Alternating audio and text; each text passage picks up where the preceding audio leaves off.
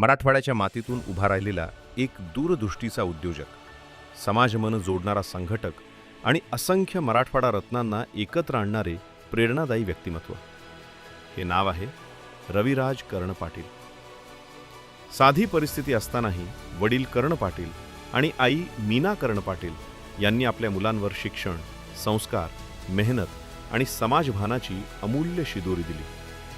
त्याच संस्कारांच्या बळावर मोठे बंधू शरद पाटील महिंद्रा फायनान्समध्ये व्यवस्थापक म्हणून कार्यरत आहेत. तर रविराज पाटील यांनी यशस्वी उद्योग उभारत समाजकारणाचीही नवी वाट निर्माण केली. स्वतःचा वाढदिवस साजरा करण्याऐवजी मराठवाड्यातील कर्तृत्ववान व्यक्तींना एकत्र आणण्याचा विचार त्यांनी मांडला आणि त्यातूनच जन्म झाला मराठवाडा मित्र परिवार या विचारमंचाचा.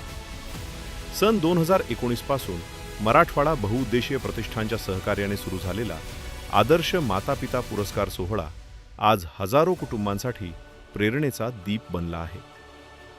कर्ण पाटील आणि मीना पाटील यांच्या संस्कारांचेच हे यश आहे की त्यांनी घडवलेला मुलगा आज समाजातील माणसे जोडत आहे, विचारांची नाळ जपत आहे आणि मराठवाड्याला एकतेची नवी दिशा देत आहे.